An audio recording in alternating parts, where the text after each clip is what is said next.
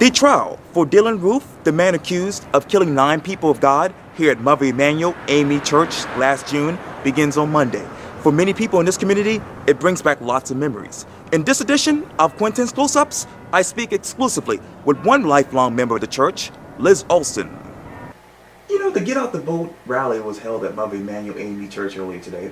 Yes. And obviously you guys had the keynote speaker, which is the national president of the NAACP. Talk to me about where your heart and mind were when that event took place. Even though we are preaching to the choir, the church is the focal point in the black community, and people expect the church to rally to these causes. And Mother Emanuel, being a lead church in the nation, Yes. city, and state, I felt quite comfortable by having especially the president of the NAACP coming to Emanuel, and maybe even though we're preaching to the choir, that we can help other people. Yes, indeed. And because they look to the church for leadership. Absolutely. Let me read to you this Alston Courier headline. It says this: ahead of trial, Emanuel AME Church opens Empowerment Center. According to the Alston Courier, the Empowerment Center has been funded through a 3-year, $3.6 million grant from the Department of Justice's Office of Victims of Crime.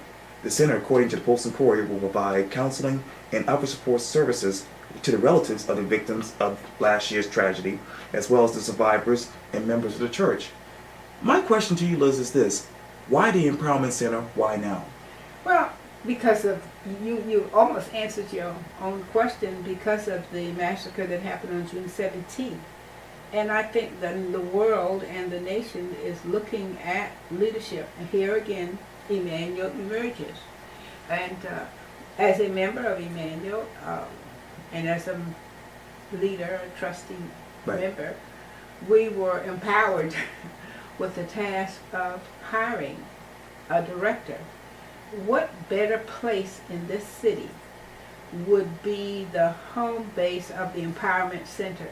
So they, through a grant through the medical university, then we can provide therapy, we can provide counseling, individual therapy, group therapy, not only for the members of the 9 families, but the community, and the members of the church are also included.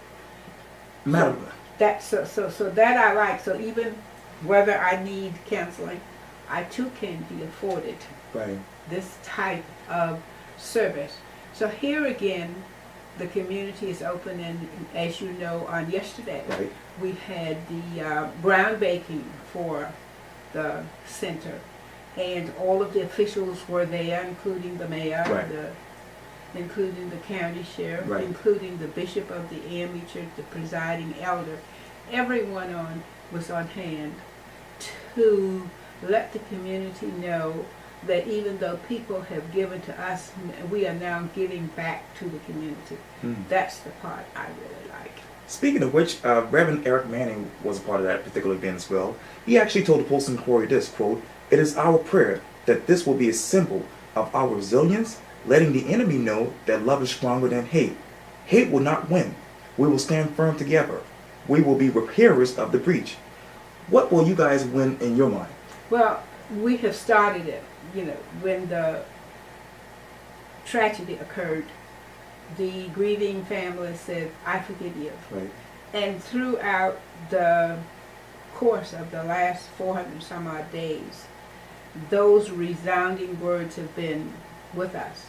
People have come from all over the world to commemorate us, to support us. And as I said before, now Emanuel has a chance to give back.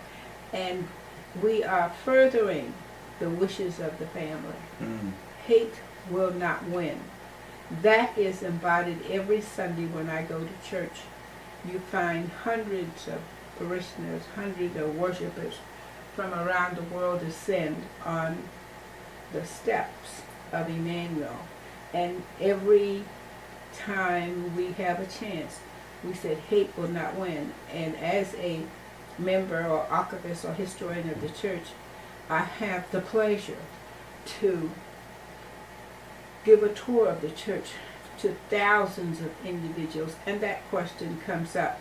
So people are astounded that forgiveness is a part of our repertoire.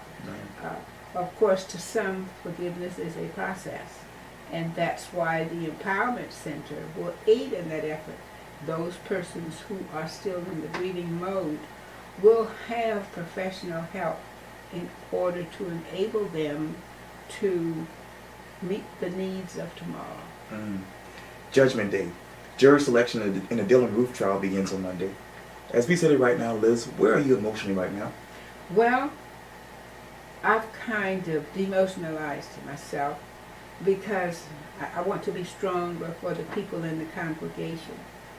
While I may grieve silently, I have a tendency to look at things from an historical perspective. And as I tell a lot of other folk, we have not gone through this part, but racism, discrimination, injustice, inequality, slowness of the justice system turns low. So I am not too surprised that America has not changed as rapidly as I would have liked her to be. Okay. And before the trial, obviously you guys installed the new pastor, Reverend Eric Manning. He actually came from Georgetown. Let me ask you this. What got you guys from Dr. Betty Dees Clark to Eric Manning? Well, Emanuel is known for change and resilience.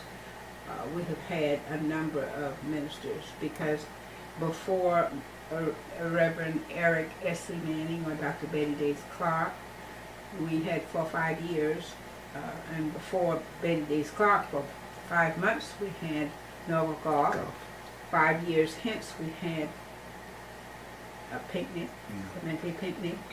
Before that, 2 years hence, we had Stevenson. Right. 2 years before, we had Witherspoon.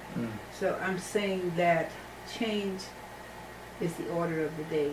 Change is inevitable, and it's always on schedule.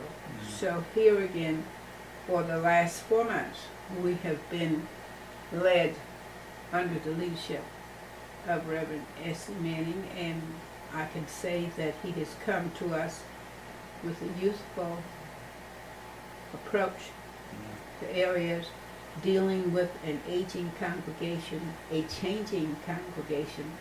I feel that, he will fit the bill.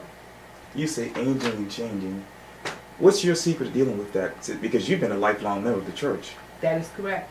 But you're finding out that I always say that the purpose of religion is to answer life mysteries.